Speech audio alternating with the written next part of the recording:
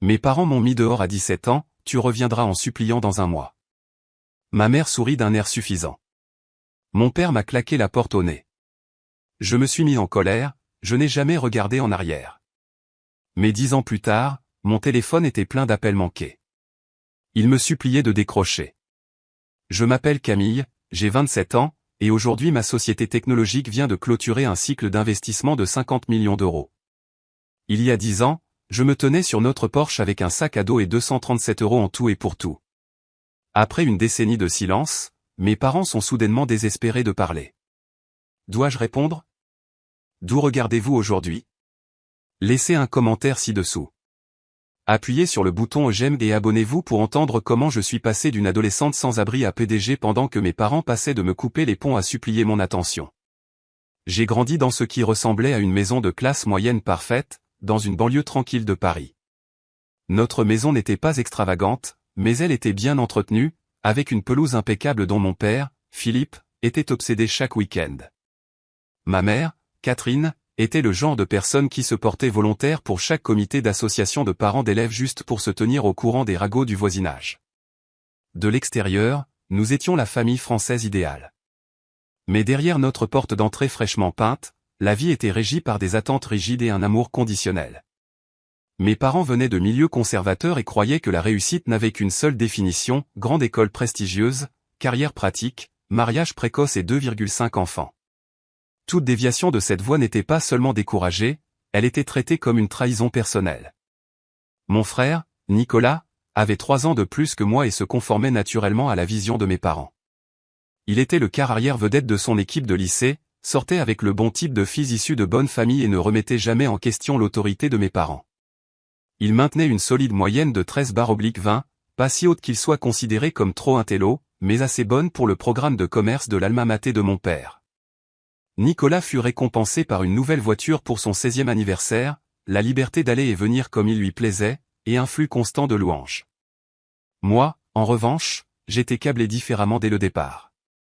Là où Nicolas était athlétique, j'étais analytique. Tandis qu'il s'épanouissait dans les situations sociales, je trouvais ma joie dans la résolution de problèmes et la pensée créative. À 12 ans, j'avais démonté et réassemblé 3 fois l'ordinateur de la maison, le faisant chaque fois fonctionner plus efficacement. Au lieu de me féliciter, ma mère me grondait pour avoir cassé des choses coûteuses, et mon père appelait cela « jouer » quand je devais étudier des sujets utiles. Quand j'avais 14 ans, ma professeure d'informatique, Madame Dubois, remarqua mes aptitudes et m'encouragea à rejoindre le club de codage. Pour la première fois, je me suis senti réellement vu. J'ai prospéré dans cet environnement, surpassant rapidement même les étudiants de dernière année.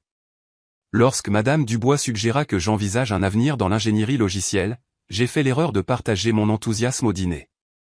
La technologie n'est pas une carrière pour une jeune femme, dit ma mère avec dédain. Ces entreprises sont pleines d'hommes étranges qui ne te prendront pas au sérieux. Mon père ajouta, les programmeurs informatiques sont des dactylos glorifiés. Si tu veux travailler avec des ordinateurs, obtiens un diplôme de commerce comme Nicolas et gère les gens qui font ce genre de travail. Cette conversation marqua le début d'un conflit ouvert dans notre maison. J'ai commencé à rester tard à l'école pour utiliser le laboratoire informatique, disant à mes parents que j'étudiais quand ils insistaient pour connaître mes notes dans des matières importantes comme le français et la biologie. J'ai maintenu des notes excellentes partout juste pour les empêcher de restreindre ma passion réelle. À 15 ans, j'avais trouvé un emploi le week-end à la bibliothèque locale. Mes parents approuvèrent car cela semblait convenablement digne, sans jamais réaliser que je passais la plupart de mes quarts dans la section de référence à m'enseigner Python et JavaScript à partir de livres techniques. J'ai ouvert un compte bancaire séparé avec l'aide de Madame Dubois, qui est devenue ma mentor officieuse, et j'ai commencé à économiser chaque euro. L'approche parentale de ma mère reposait beaucoup sur la manipulation émotionnelle. Quand elle était déçue, elle retirait complètement son affection. Je ne comprends juste pas comment j'ai élevé une fille qui se soucie si peu des sentiments de sa famille, disait-elle quand j'exprimais des opinions qui différaient des siennes. Elle maîtrisait l'art du compliment empoisonné, tu serais si jolie si tu faisais juste un effort au lieu de fixer des écrans toute la journée. Mon père était moins activement cruel, mais tout aussi nuisible par sa passivité. Il contredisait rarement ma mère et utilisait son rôle de soutien de famille pour éviter l'implication émotionnelle. Ne contrarie pas ta mère, était sa réponse standard à tout conflit. Quand les choses escaladaient, il se retirait dans son bureau, n'en sortant que pour infliger les punitions que ma mère avait décidées. À mesure que mon avant-dernière année de lycée progressait, la tension dans notre maison devint insupportable. J'ai découvert un talent naturel pour créer des solutions de code élégantes, et plusieurs de mes petits projets avaient remporté une reconnaissance régionale. J'ai gardé ces réalisations secrètes de mes parents, sachant qu'elles seraient ignorées ou interdites. Au lieu de participer aux activités de débutantes que ma mère avait planifiées, j'ai postulé à des ateliers de codage compétitifs et construit un portfolio de travaux. J'ai géré cette double vie en devenant de plus en plus indépendante. J'ai pris des cours supplémentaires pour obtenir mon bac plus tôt, organisé mon propre transport grâce à un réseau d'amis, et passé le moins de temps possible à la maison. À 17 ans, j'avais presque 3000 € d'économisés, une collection de lettres de recommandation de professeurs, et une réputation grandissante dans les cercles technologiques locaux. Ce que je n'avais pas, c'était le soutien ou la compréhension de mes parents. Et comme j'étais sur le point de le découvrir, je n'avais pas non plus leur amour inconditionnel. Le catalyseur de mon expulsion de la maison est arrivé sous la forme d'un email par une chaude journée de printemps pendant mon avant-dernière année. J'avais été sélectionné pour TechArt, un programme d'été prestigieux à San Francisco pour jeunes codeurs prometteurs. L'intensif de 8 semaines comprenait du mentorat de leaders de l'industrie et l'opportunité de développer une application concrète avec une équipe de pairs. Encore plus incroyable, j'avais obtenu une bourse complète qui couvrait les coûts du programme, le logement, et même une allocation pour les dépenses. J'ai lu l'email d'acceptation dans la bibliothèque de l'école, les mains tremblant d'excitation. Pour la première fois, mon avenir semblait à portée de main. Pas l'avenir que mes parents m'avaient prescrit, mais un que j'avais choisi. Madame Dubois m'a serré dans ses bras quand je lui ai dit, les larmes aux yeux. « Tu vas changer le monde un jour, Camille », a-t-elle dit.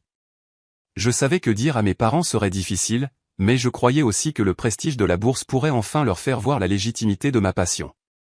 J'ai planifié mon approche soigneusement, imprimant des informations sur les anciens de TechArt qui avaient eu des carrières réussies et les entreprises qui recrutaient via le programme.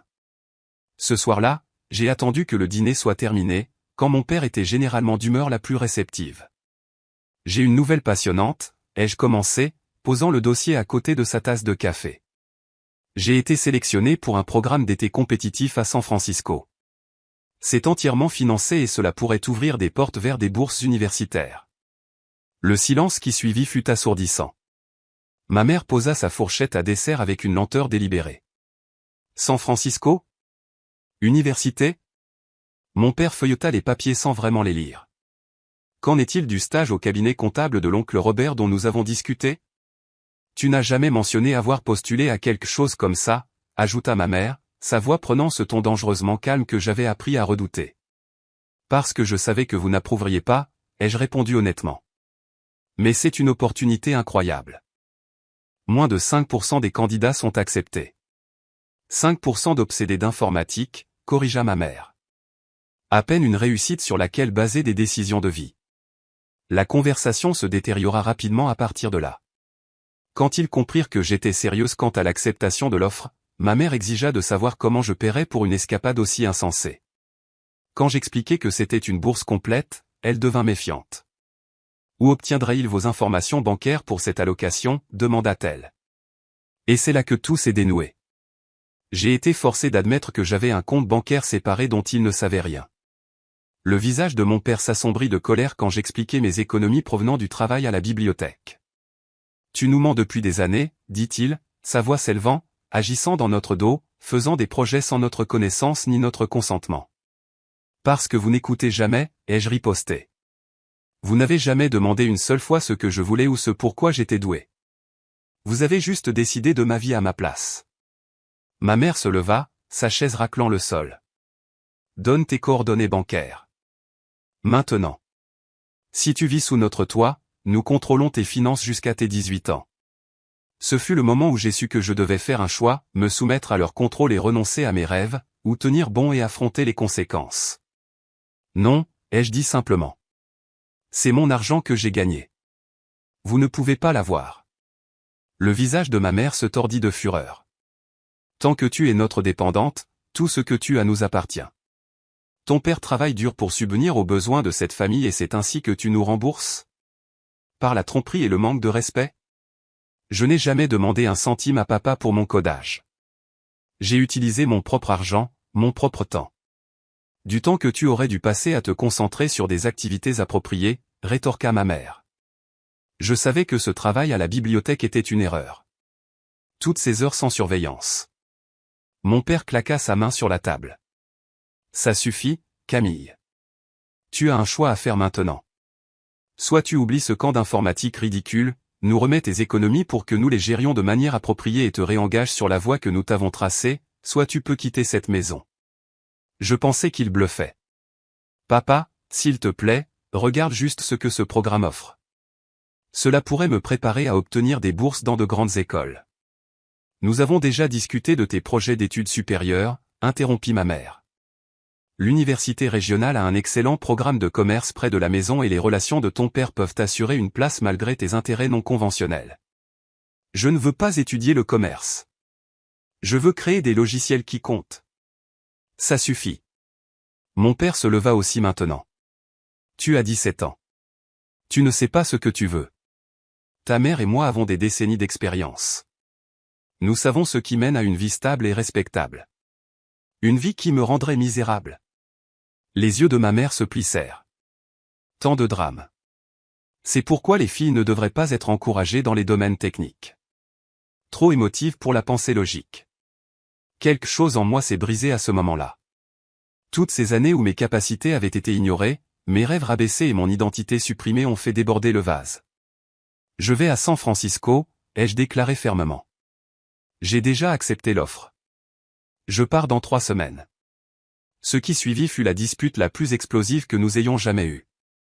Ma mère m'a traité d'ingrate, de rebelle et de destinée à l'échec. Mon père a menacé de me couper complètement les ponts si je les défiais. Alors que je restais inébranlable, ma mère prononça l'ultimatum qui changerait tout, si tu franchis cette porte pour aller à ton camp de fantaisie informatique, ne te donne pas la peine de revenir. Nous ne soutiendrons pas quelqu'un qui rejette si ouvertement nos valeurs. Très bien, ai-je dit, ma voix étonnamment ferme malgré les battements de mon cœur.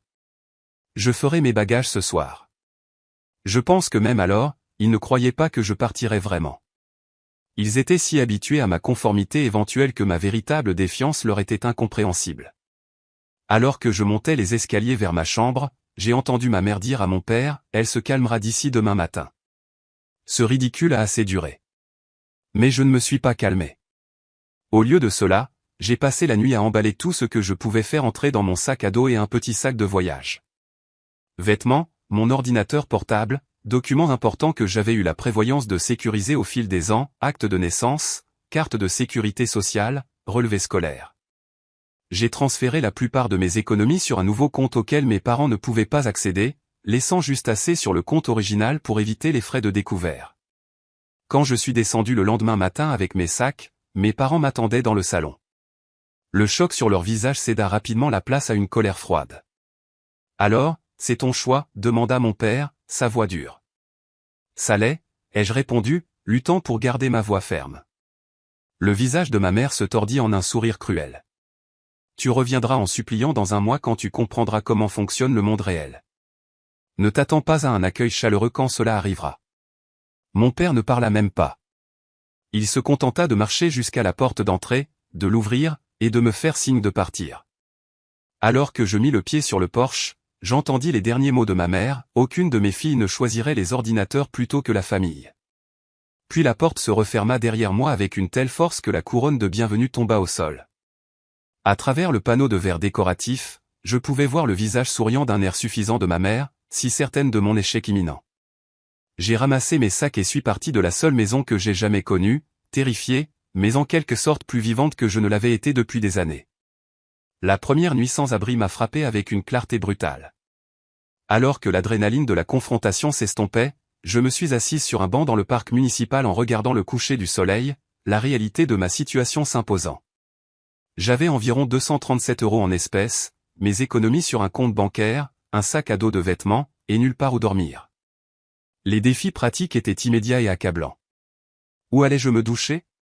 Où pouvais-je stocker mon ordinateur portable en toute sécurité quand je ne l'utilisais pas? Comment recevrais-je du courrier? Des questions que je n'avais jamais considérées sont soudainement devenues des préoccupations urgentes de survie. J'ai appelé ma meilleure amie, Emma, la seule personne en qui j'avais confiance complètement. Ses parents étaient divorcés, et sa mère, Sophie, avait toujours été gentille avec moi. Après avoir expliqué ma situation en larmes, Emma parla brièvement avec sa mère, puis me donna la nouvelle qui me sauverait de dormir dehors. Je pouvais rester sur leur canapé lit pendant 2 semaines pendant que je mettais au point les prochaines étapes. L'appartement de Sophie était petit, un 3 pièces dans lequel elle avait emménagé après son divorce. Emma partageait la 2e chambre avec sa sœur cadette, ne laissant que le canapé du salon pour moi. Néanmoins, c'était un abri, et les seules conditions de Sophie étaient que je continue d'aller à l'école et que j'aide aux tâches ménagères. 2 semaines, dit-elle fermement mais gentiment, je comprends que tu sois dans une situation terrible, Camille, mais j'ai à peine de quoi joindre les 2 bouts moi-même. Tu devras trouver quelque chose de plus permanent. Ces 2 semaines furent un cours intensif sur les responsabilités d'adulte. Pendant la journée, j'ai maintenu une présence parfaite à l'école, ne voulant pas donner d'arguments à mes parents s'ils me déclaraient fugueuse. Les après-midi et les soirs, je travaillais mes quarts réguliers à la bibliothèque et prenais des heures supplémentaires à ranger des étagères dans une épicerie locale. Trouver un logement permanent en tant que mineur s'est avéré presque impossible. Aucun propriétaire ne me louerait sans la signature d'un parent, et même les chambres les moins chères étaient au-delà de ce que je pouvais me permettre en économisant pour le programme d'été et l'université. Finalement, grâce au réseau de Sophie, j'ai été mis en contact avec une femme âgée nommée Geneviève, qui avait besoin d'aide pour les tâches ménagères et l'assistance informatique. En échange du ménage, de la cuisine de 3 dîners par semaine et de lui apprendre à utiliser l'email et les réseaux sociaux, Geneviève m'a offert son sous-sol aménagé avec une entrée séparée. Ce n'était pas l'idéal, l'espace était moisi avec seulement une douche de camping et un mini-réfrigérateur, mais c'était privé et sûr. J'ai aménagé mon petit espace de vie avec un matelas futon acheté dans une friperie et une table pliante pour mon ordinateur portable. L'arrangement avec Geneviève a résolu ma crise du logement, mais a ajouté des responsabilités importantes à mon emploi du temps déjà chargé. Entre 2 emplois, l'école et mes engagements envers Geneviève, j'ai dormi en moyenne 5 heures par nuit. Mes notes ont légèrement souffert alors que l'épuisement faisait des ravages, mais j'ai maintenu une performance académique suffisante pour garder mes perspectives de bourse vivantes. Le coût physique n'était égalé que par le coût émotionnel. Malgré bonne figure à l'école, je me suis endormi en pleurant de nombreuses nuits, la blessure du rejet de mes parents encore vive et douloureuse. 3 semaines après avoir quitté la maison, j'ai reçu un message texte de mon frère Nicolas, les parents s'inquiètent mais ne veulent pas l'admettre. Papa dit que la porte est ouverte si tu es prête à être raisonnable. Après des jours de réflexion, j'ai accepté de rencontrer mes parents dans un café pour discuter d'une potentielle réconciliation. Je suis arrivé pleine d'espoir, voulant désespérément croire qu'ils avaient peut-être reconsidéré leur position. Cet espoir fut rapidement anéanti. Ce qu'ils offraient n'était pas une réconciliation, mais une capitulation. Je pouvais rentrer à la maison si j'abandonnais le programme d'été, remettais mes économies à leur gestion, et m'engageais sur la voie universitaire et professionnelle qu'ils avaient choisie. Ma mère n'essaya même pas de cacher sa satisfaction en présentant ses conditions. Tu vois, juste comme je l'avais prédit, dit-elle avec ce sourire suffisant familier. Bien que je pensais que cela prendrait un mois complet avant que la réalité ne s'impose. Je ne suis pas ici pour supplier, ai-je clarifié, ma voix plus forte que je ne me sentais. Je voulais voir si vous aviez reconsidéré votre position. Notre position, ricana mon père. C'est toi qui as abandonné cette famille. Après que vous m'ayez dit de partir si je n'obéissais pas à vos exigences. Les yeux de ma mère se plissèrent. Nous t'avons donné un choix. Tu as choisi les ordinateurs plutôt que ta famille. Maintenant tu vois les conséquences de cette décision insensée.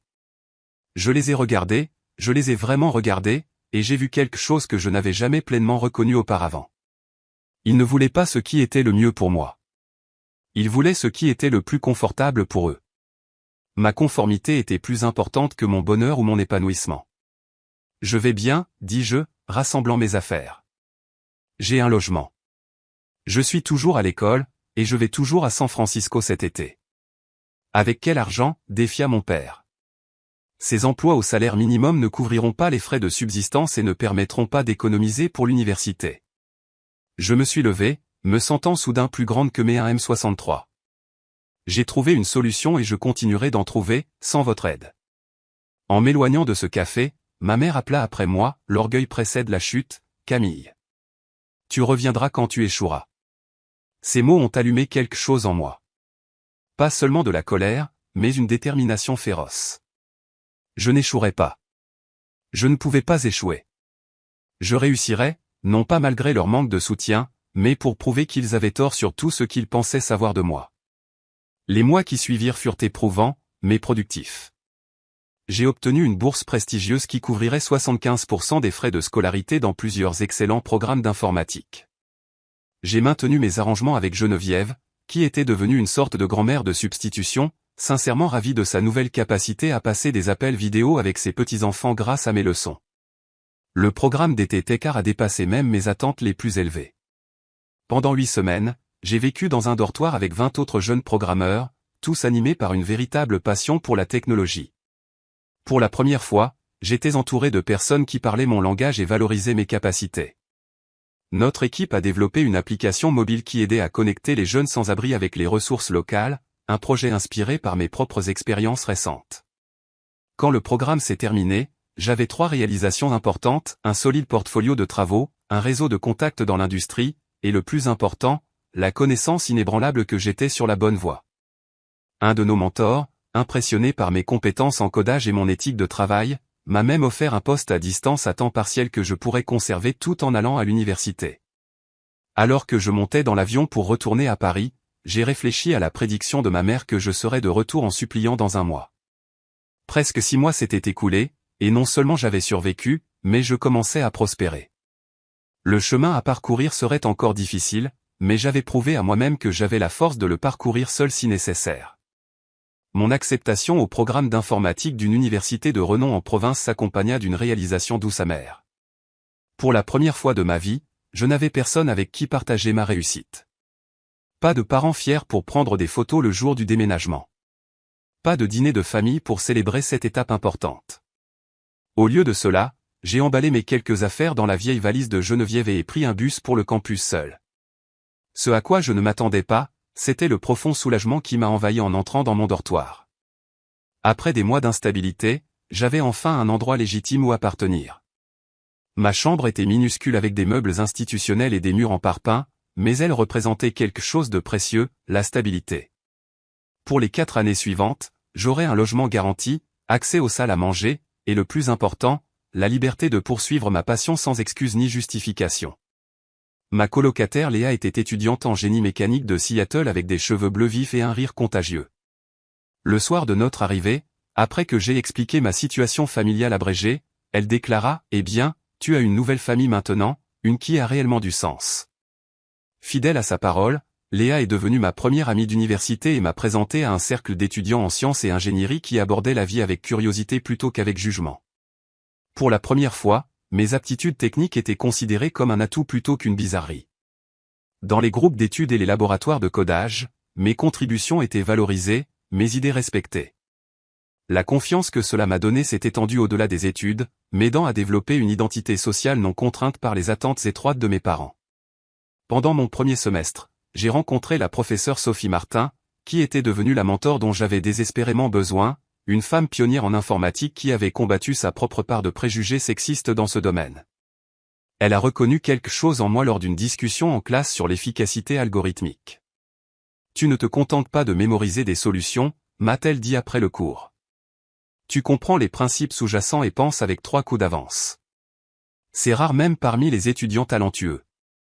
Sous sa direction, j'ai commencé à travailler sur des projets de recherche qui me mettaient au défi d'élargir mes compétences au-delà du développement d'applications, vers des domaines plus théoriques de l'informatique. Elle m'a poussé à soumettre des articles à des conférences d'étudiants de premier cycle et m'a présenté à ses contacts dans l'industrie. Plus important encore, elle écoutait quand je doutais de moi, offrant le genre de feedback de soutien mais honnête que mes parents ne m'avaient jamais fourni. Le syndrome de l'imposteur est pratiquement un prérequis pour les femmes dans la tech, m'a-t-elle dit pendant une période particulièrement difficile.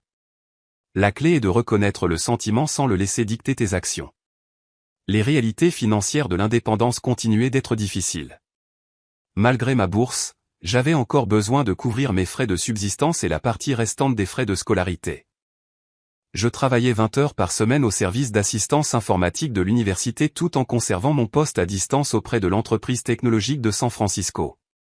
Le sommeil restait un luxe, mais contrairement à ma débrouille post-expulsion, cet emploi du temps chargé avait un but et une direction. Les vacances présentaient leurs propres obstacles émotionnels. Alors que le campus se vidait pour les fêtes de fin d'année, je faisais face à la dure réalité de n'avoir nulle part où aller. Pour les premières vacances, je suis resté dans le dortoir presque désert, mangeant un dîner réchauffé seul dans la salle commune. L'expérience fut si déprimante que j'ai juré de ne jamais la répéter. Pour les vacances suivantes, j'ai créé de nouvelles traditions.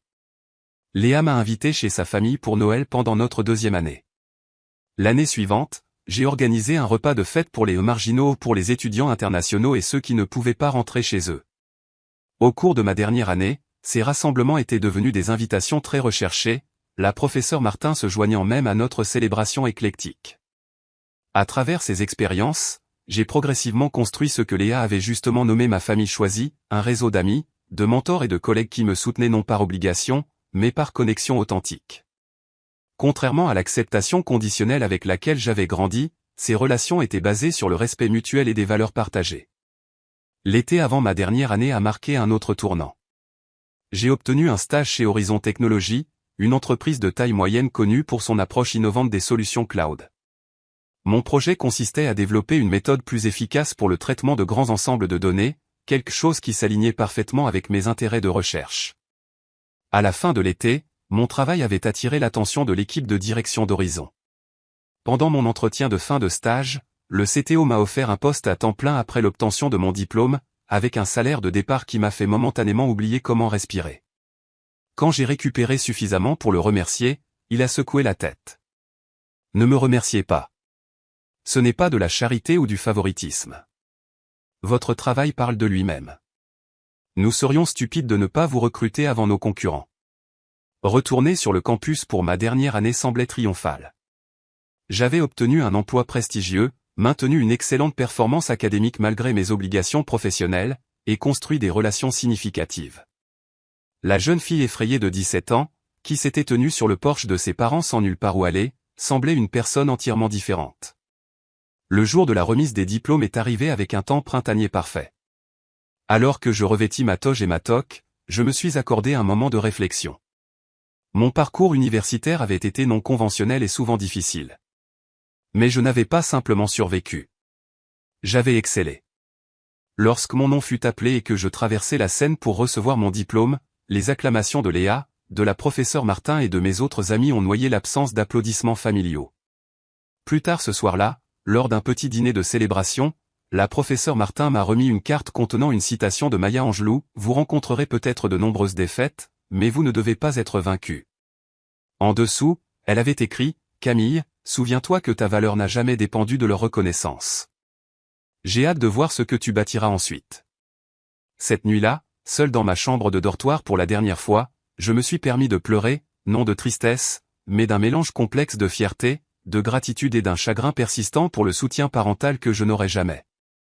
Le lendemain matin, j'ai emballé mes affaires, maintenant considérablement plus nombreuses que celles avec lesquelles j'étais arrivé, et préparé à commencer le prochain chapitre de ma vie. Plus une étudiante survivant contre vent et marée, mais une professionnelle marchant avec confiance vers son avenir. Mon premier jour chez Horizon Technologies a donné le ton à mes débuts de carrière. Je suis arrivé 1 heure en avance, vêtu d'un blazer et d'un pantalon que je m'étais offert avec ma prime d'embauche. Mon responsable direct, Franck, m'a accueilli avec une pile de documentation technique et les identifiants de connexion pour mon premier projet majeur. Nous ne croyons pas qu'il faille mettre les gens à l'aise avec des tâches subalternes, a-t-il expliqué. Vous nous avez impressionnés pendant votre stage. Maintenant, montrez-nous ce que vous pouvez faire avec de vraies responsabilités. La courbe d'apprentissage était verticale.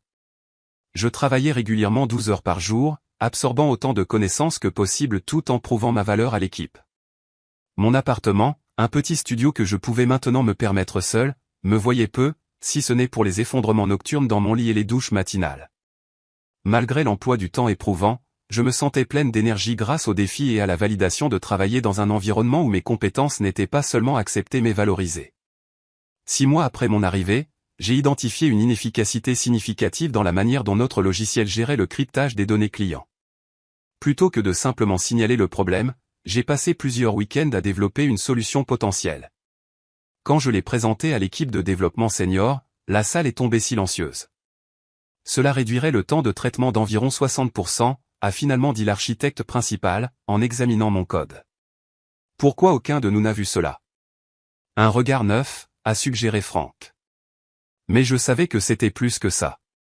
Mon approche venait d'une vision holistique du problème plutôt que de la perspective cloisonnée qui se développe souvent dans les équipes établies.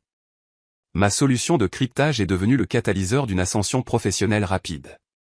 En 18 mois chez Horizon, j'ai été promu 2 fois, menant finalement ma propre équipe de développement bien que significativement plus jeune que la plupart de mes collègues. La sécurité financière qui accompagnait ces avancements m'a permis d'enfin aborder les dommages émotionnels causés par mon éloignement familial. J'ai commencé à consulter le Dr Moreau, une thérapeute spécialisée en traumatismes familiaux. Nos séances hebdomadaires m'ont aidé à comprendre comment le comportement contrôlant de mes parents avait façonné ma vision du monde et mes relations. J'ai reconnu des schémas de perfectionnisme, une difficulté à accepter l'aide et une peur persistante que tout échec confirme les prédictions de mes parents concernant mes choix de vie. Vous avez prouvé votre compétence au-delà de tout doute raisonnable, a fait remarquer le Dr Moreau lors d'une séance. La question maintenant est, qui voulez-vous être au-delà de votre travail? Que veut Camille de la vie quand elle ne code pas? Cette question a déclenché une phase importante d'exploration personnelle. J'ai rejoint une salle d'escalade, découvrant un défi physique qui demandait les mêmes compétences de résolution de problèmes que la programmation, mais dans un contexte complètement différent. Je me suis inscrite à un cours d'écriture créative, me donnant la permission d'être débutante en quelque chose sans la pression de l'excellence. J'ai même adopté un chat nommé Algorithme, Ali en abrégé, ma première expérience d'être responsable d'une autre créature vivante. À mesure que je développais une vie plus équilibrée, j'ai aussi commencé à reconnaître les limites de mon rôle chez Horizon. L'entreprise se tournait vers les solutions d'entreprise qui, bien que rentables, ne correspondaient pas à mon intérêt de créer une technologie ayant un impact social plus large. Pendant un hackathon d'entreprise, j'ai développé un prototype pour une plateforme qui aiderait les petites organisations à but non lucratif à tirer parti de l'analyse de données, des capacités généralement disponibles uniquement pour les organisations dotées de budgets informatiques importants. La réponse positive à ce projet parallèle a planté une graine qui a germé au cours des mois suivants. J'ai commencé à documenter un concept d'entreprise les soirs et les week-ends, envisageant une entreprise qui démocratiserait l'accès à de puissants outils de données. Pour mon 24e anniversaire, j'avais un plan d'affaires complet et suffisamment d'économies pour subvenir à mes besoins pendant 6 mois tout en poursuivant cette vision. Quitter Horizon fut difficile mais nécessaire. Franck a essayé de me persuader de rester avec des promesses d'avancement supplémentaires, mais j'avais atteint un point où j'avais besoin de construire quelque chose qui soit véritablement à moi. Je ne suis pas surpris, a-t-il admis quand j'ai présenté ma démission. Vous avez toujours semblé être quelqu'un avec un potentiel de fondatrice. Souvenez-vous juste de nous quand vous chercherez des partenariats. Les premiers jours du lancement de mon entreprise, DataBridge, rappelaient mes premiers mois après avoir quitté la maison, longues heures, résultats incertains et moments fréquents de doute. Les défis techniques, je pouvais les gérer, mais les aspects commerciaux, constitution de société, levée de fonds, marketing, représentaient un territoire entièrement nouveau. 3 mois après le début de cette entreprise, en présentant lors d'un meet-up tech local, j'ai rencontré Michel Lambert, un spécialiste du développement commercial qui avait aidé plusieurs startups à naviguer leurs premières étapes. Contrairement aux professionnels de la finance que j'avais rencontrés lors d'événements de réseautage, Michel posa des questions réfléchies sur les objectifs d'impact social derrière mes spécifications techniques. Vous ne construisez pas juste un autre produit SaaS, a-t-il observé après ma présentation. Vous abordez une véritable lacune du marché avec des implications significatives pour le secteur à but non lucratif, mais votre présentation a besoin de travail si vous voulez que les investisseurs voient cette vision. Notre réunion café la semaine suivante s'est transformée en une session de stratégie de 3 heures. L'expérience de Michel complétait parfaitement mon expertise technique, et son enthousiasme pour la mission de DataBridge correspondait au mien. Lorsqu'il a proposé de se joindre en tant que fondateur, gérant les opérations commerciales pendant que je me concentrais sur le développement du produit, la décision semblait naturelle malgré ma prudence habituelle concernant les partenariats. Avec les relations et le sens des affaires de Michel, nous avons obtenu notre première levée de fonds d'amorçage en 2 mois. L'investissement nous a permis d'embaucher 2 développeurs supplémentaires et de déplacer les opérations de mon appartement vers un petit bureau. Notre premier client majeur, une coalition d'organisations environnementales à but non lucratif, a signé peu de temps après, fournissant une validation cruciale de notre concept. L'année suivante s'est écoulée dans un flou de sprints de développement, de réunions clients et de croissance rapide. Pour notre premier anniversaire, DataBridge s'était étendu pour former une équipe de 12 personnes et approchait de la rentabilité, une réussite rare pour une start-up. À ce stade, les publications de l'industrie ont commencé à prendre note, avec TechWeek nous nommant l'une de leurs startups à surveiller et me profilant comme une leader émergente dans la technologie à impact social. À mesure que notre entreprise grandissait, mon profil public grandissait aussi. J'ai été invité à prendre la parole lors de conférences, à participer à des tables rondes et même à donner des conférences invitées à mon alma mater. Chaque apparition publique nécessitait de surmonter ma gêne profondément enracinée face à la visibilité, mais je reconnaissais l'importance de la représentation dans une industrie encore dominée par les hommes. Après une présentation particulièrement réussie lors d'une grande conférence technologique, un journaliste m'a posé des questions sur mes origines et mes influences. La question m'a prise au dépourvu. J'étais devenu adepte de la discussion de mes réalisations techniques et de ma vision d'entreprise, mais parlais rarement en public de mon parcours personnel. J'ai été autodidacte dès mon plus jeune âge, ai-je répondu prudemment, et j'ai eu la chance d'avoir des mentors qui ont vu mon potentiel quand d'autres ne l'ont pas vu. L'article qui a suivi m'a décrite comme étant extrêmement discrète sur ses origines, mais passionnée par la création de voies d'accès pour les personnes issues de milieux non traditionnels. En lisant ces mots, j'ai réalisé que j'avais élaboré un récit qui reconnaissait mon parcours sans en révéler les aspects douloureux. Pour mon 26e anniversaire, j'ai atteint une étape personnelle qui revêtait une profonde signification symbolique, l'achat de ma première maison. La maison de ville à 3 chambres était modeste selon les normes d'une fondatrice prospère, mais représentait une sécurité que j'avais autrefois cru impossible. Quand j'ai signé les documents de clôture, je me suis souvenu de la terreur de n'avoir nulle part où vivre à 17 ans et j'ai ressenti une vague de fierté si intense qu'elle m'a tiré des larmes. Ce soir-là, seul dans ma nouvelle maison, j'ai ouvert une bouteille de champagne et porté un toast silencieux à mon moi plus jeune. La fille qui s'était tenue sur le porche de ses parents avec rien d'autre qu'un sac à dos et de la détermination. Elle n'aurait jamais pu imaginer la vie que je menais maintenant, l'entreprise que j'avais bâtie, ou la confiance que j'avais acquise. Succès externe mis à part, peut-être ma plus grande réussite fut de prouver que la vision de mes parents pour mon avenir avait été catastrophiquement erronée.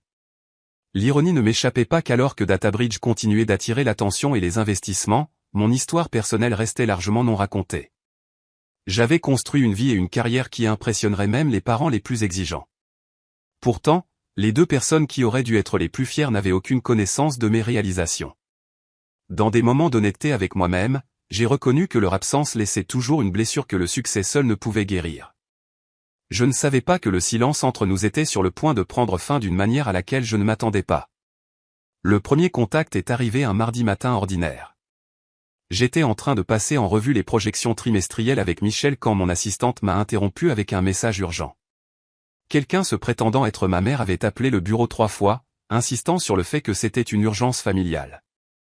Je me suis excusé, le cœur battant, et j'ai rappelé depuis mon bureau privé. « Camille, c'est bien toi. » La voix de ma mère sonnait différemment, tendue et en quelque sorte plus petite que dans mes souvenirs. « Oui, c'est moi, » ai-je répondu, surprise par mon propre calme. « Quelle est l'urgence ?» Il y eut une pause avant qu'elle ne réponde. « Ton père a eu une crise cardiaque il y a 3 jours. Il est stable maintenant, mais c'était sérieux. Triple pontage coronarien. » La nouvelle m'a frappé avec une force inattendue. Malgré tout, la pensée de la mortalité de mon père m'a bouleversé. « Je suis désolé d'apprendre cela, » ai-je dit. « Est-il? Va-t-il se rétablir? » Les médecins sont optimistes, mais ça a été difficile. Sa voix se brisa légèrement. « Les choses ne vont pas bien pour nous, Camille. » Pas depuis longtemps. J'ai attendu, peu disposé à lui faciliter la tâche. Après 10 ans de silence, elle devrait faire plus que laisser entendre des difficultés. L'entreprise de ton père a fait faillite il y a 2 ans, continua-t-elle quand je ne répondis pas, le ralentissement économique, de mauvais investissements, nous avons perdu la maison. Nous vivons dans un appartement et maintenant avec ses factures médicales. Elle laissa sa phrase en suspens. Je vois, dis-je, traitant encore cette révélation. Et vous me contactez maintenant parce que... Parce que nous sommes tes parents, répondit-elle, un soupçon de l'ancienne indignation se glissant dans son ton. Malgré tout, la famille c'est la famille. La conversation se termina maladroitement avec ma promesse de réfléchir aux choses et son accord pour m'envoyer les informations de l'hôpital de mon père par SMS. Dès que nous avons raccroché, je suis resté assise dans un silence stupéfait, essayant de démêler mes émotions. Ce soir-là, j'ai contacté Emma, qui était restée dans notre ville natale et entendait occasionnellement les ragots locaux sur ma famille. Ces informations confirmèrent et développèrent les affirmations de ma mère. L'entreprise de construction de mon père s'était bel et bien effondrée, avec des rumeurs de mauvaise gestion et de dettes croissantes. Mon frère Nicolas avait déménagé en Arizona il y a des années et rendait rarement visite. Mes parents avaient été forcés de vendre leur maison et la plupart de leurs biens. J'ai entendu dire qu'ils posaient des questions sur toi, ajouta Emma. Quelqu'un a vu ta photo dans un magazine économique chez le dentiste. La nouvelle a circulé que tu t'en étais bien sorti. Le moment du contact de ma mère avait maintenant plus de sens. Ce n'était pas seulement la crise de santé de mon père, mais la découverte de mon succès qui l'avait incité à me contacter après une décennie de silence. Au cours des semaines suivantes, les tentatives de contact de ma mère ont augmenté en fréquence et en urgence. Des emails arrivèrent décrivant la difficile convalescence de mon père et leurs problèmes financiers croissants. Des messages vocaux s'accumulèrent, son ton passant d'informatif à de plus en plus implorant. La goutte d'eau fut quand elle obtint d'une manière ou d'une autre mon numéro de portable personnel et commença à appeler quotidiennement, parfois plusieurs fois. Un soir, mon téléphone affichait 15 appels manqués de son numéro. Quand j'ai finalement répondu, son soulagement était palpable. « Camille, Dieu merci. Nous essayons de te joindre depuis des semaines. »« J'en suis consciente, » ai-je répondu, gardant ma voix neutre. « Qu'est-ce que vous voulez exactement de moi, maman ?» Le caractère direct de mes questions sembla la prendre au dépourvu. « Nous voulons renouer, faire amende honorable. La frayeur concernant la santé de ton père nous a fait réaliser ce qui est vraiment important. »« Et qu'est-ce que c'est exactement ?»« La famille, dit-elle simplement. Nous sommes toujours tes parents, Camille. Rien ne peut changer cela. » J'ai failli rire de l'ironie. « Vous sembliez plutôt clair sur la rupture de cette relation quand vous m'avez mise dehors à 17 ans. » Nous avions tort, admit-elle. Les mots clairement difficiles pour elle. Nous ne comprenions pas tes intérêts, mais nous avons vu à quel point tu as réussi. Nous sommes fiers de ce que tu as accompli. Voilà, c'était là, la reconnaissance de mon succès. Pas mon bonheur ou ma croissance personnelle, mais mes réalisations mesurables et publiquement visibles. Ils étaient fiers maintenant qu'il y avait quelque chose dont se vanter. Maintenant que mes choix de vie avaient été validés par des critères externes qu'ils comprenaient, l'argent, le statut professionnel, la reconnaissance. J'ai besoin de temps pour y réfléchir, lui ai-je dit, peu disposé à m'engager sur quoi que ce soit sous le coup de l'émotion. Bien sûr, accepta-t-elle rapidement. Mais s'il te plaît, ne tarde pas trop. Ton père demande de tes nouvelles tous les jours. Après avoir raccroché, j'ai appelé le docteur Moreau et fixé une séance d'urgence. Ses conseils m'ont aidé à trier les émotions complexes que ce contact avait déclenchées, la colère, la justification, une blessure persistante et une nostalgie inattendue. Le pardon et la réconciliation sont des choses distinctes, me rappela-t-elle. Vous pouvez leur pardonner pour votre propre paix sans reprendre une relation qui pourrait être nuisible. J'ai également demandé conseil aux personnes qui étaient devenues ma famille choisie. Léa, maintenant ingénieure aérospatiale à Houston, est venue en avion pour un week-end afin de m'aider à gérer la situation. La professeure Martin m'a invité à dîner et à écouter pendant que je travaillais sur mes sentiments conflictuels. Même Geneviève, maintenant octogénaire, a offert sa perspective lors de notre appel vidéo mensuel. Les gens peuvent changer, a-t-elle dit pensivement. Mais tout le monde ne le fait pas, même quand ils pensent l'avoir fait. Faites confiance aux preuves, pas aux mots. Après des semaines de réflexion et d'innombrables listes d'avantages et d'inconvénients, j'ai pris ma décision. Je rencontrerai mes parents, les écouterai pleinement, mais maintiendrai des limites fermes. Cela se déroulerait selon mes conditions, dans un lieu neutre et avec des contraintes de temps claires. J'ai choisi un restaurant tranquille à mi-chemin entre ma maison et leur appartement, arrivant tôt pour choisir une table offrant à la fois de l'intimité et un accès facile à la sortie. Quand ils sont entrés, leur vue fut saisissante. Mon père, autrefois robuste et intimidant, semblait diminuer, ses épaules voûtées et son visage ridé. Ma mère avait également vieilli, son apparence soigneusement entretenue montrant maintenant des signes de tension financière. Ils m'ont repéré et se sont arrêtés momentanément, peut-être également déconcertés par les changements qu'une décennie avait opérés en moi. À mesure qu'ils approchaient, je me suis levé, mais n'ai pas offert de câlins ni de salutations chaleureuses. Nous nous sommes serrés la main comme des connaissances d'affaires, la formalité un bouclier contre l'intimité prématurée. « Tu as l'air bien, » dit ma mère, ses yeux parcourant mon blazer ajusté et ma posture assurée. « Merci, » ai-je répondu. « Comment va ta convalescence ?» J'ai adressé la question à mon père. « Mieux chaque jour, » a-t-il répondu. Sa voix plus douce que dans mes souvenirs. Les médecins disent que je dépasse les attentes. La conversation s'est déroulée prudemment, abordant des mises à jour de surface sur la santé, le travail et les circonstances générales de la vie. J'ai partagé des informations sélectionnées sur DataBridge sans révéler de détails personnels. Ils m'ont parlé de leur vie réduite et du travail à temps partiel de mon père en tant que consultant depuis la faillite de son entreprise. À l'arrivée du plat principal, ma mère a finalement abordé l'éléphant dans la pièce.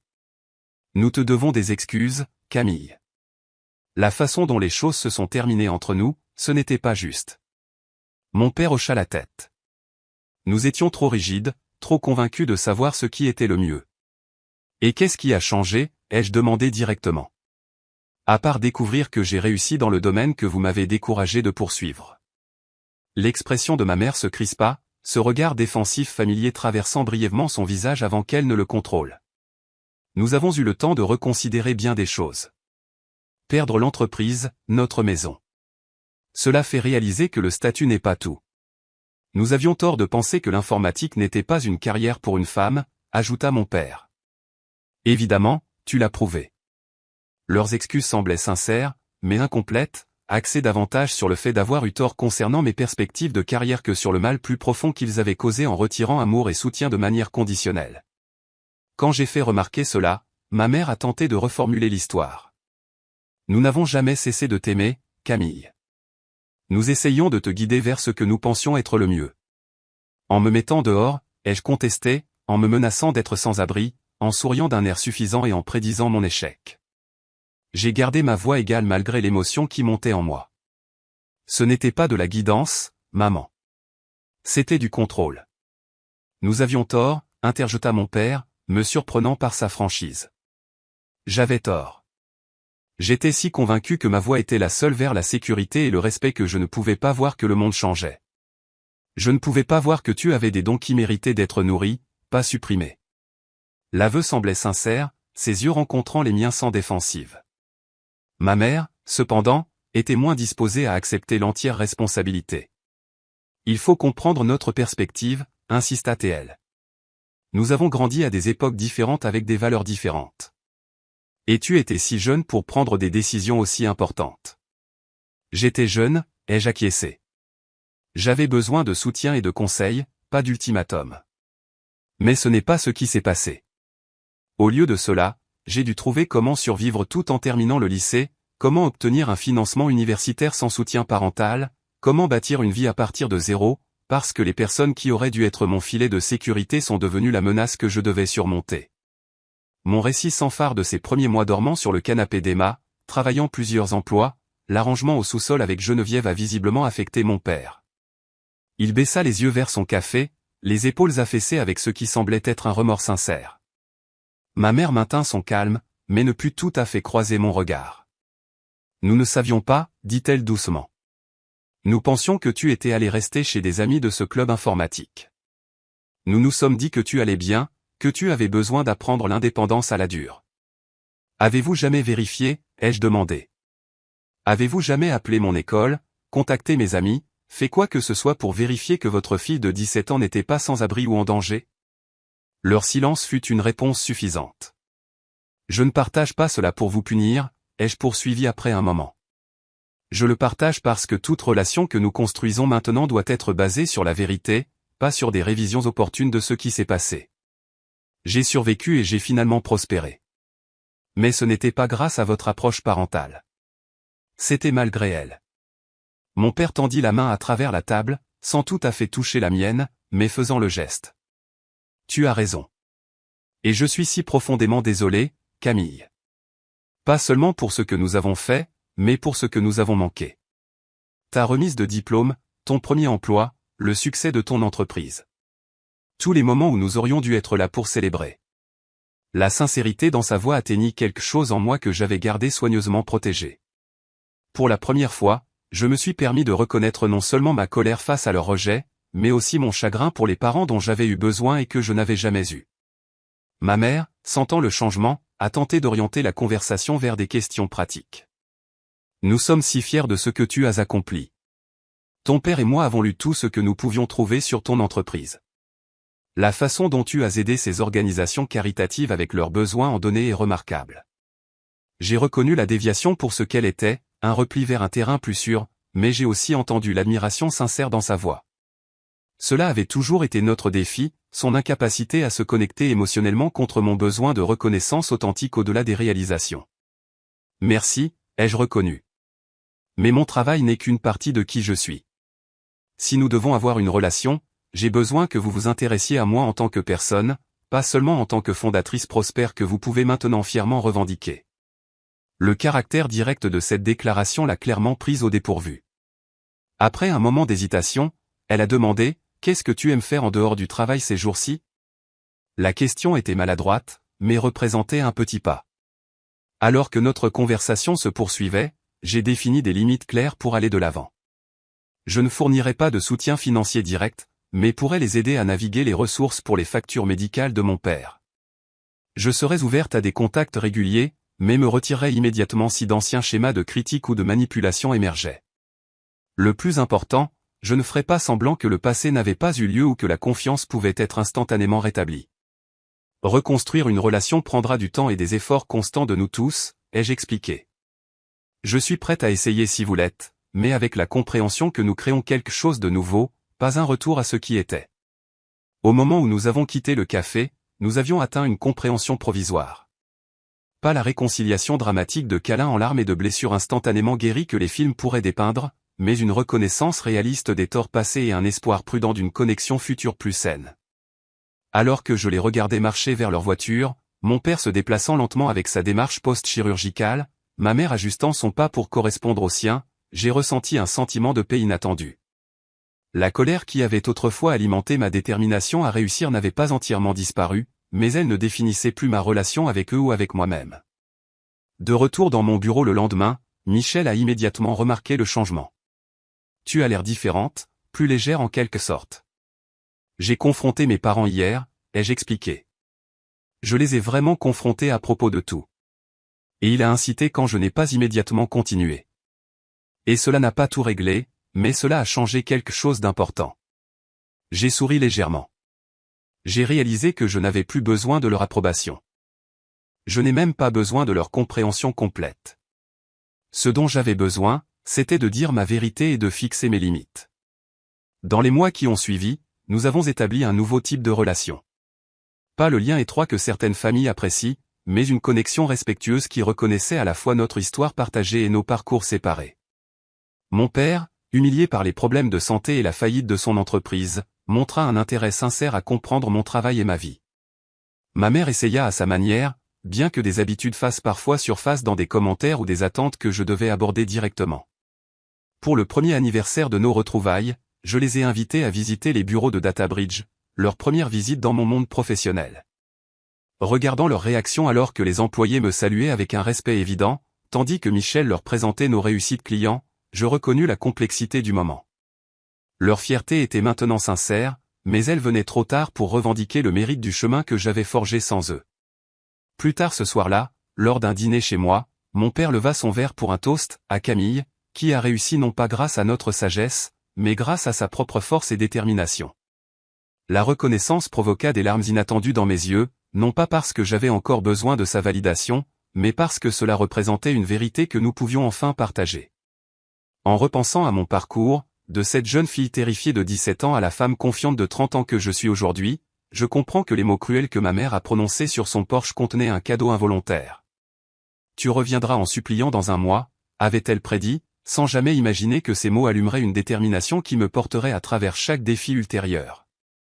La plus grande victoire ne fut pas de lui prouver qu'elle avait tort concernant ma trajectoire professionnelle. Ce ne fut même pas la construction d'une entreprise prospère ou l'atteinte d'une sécurité financière au-delà de ce qu'ils avaient imaginé pour moi. Le véritable triomphe fut de découvrir ma propre résilience, de construire des liens authentiques basés sur le respect mutuel plutôt que l'obligation, et d'apprendre que la famille, qu'elle soit biologique ou choisie, doit nourrir votre moi authentique, pas exiger sa reddition. Aujourd'hui, ma relation avec mes parents continue d'évoluer dans les limites que j'ai établies. J'ai choisi de leur accorder une place dans ma vie sans leur donner de pouvoir sur mon estime de moi ou mon bonheur. Cet équilibre représente peut-être la leçon la plus importante de mon parcours, que le pardon ne nécessite pas d'oublier, que la compassion n'exige pas la vulnérabilité, et que la famille que nous créons par nos choix peut être plus nourrissante que celle dans laquelle nous sommes nés. Et vous? Avez-vous déjà eu à prendre des décisions difficiles concernant les relations familiales? Avez-vous lutté avec l'amour conditionnel ou dû établir des limites avec vos parents?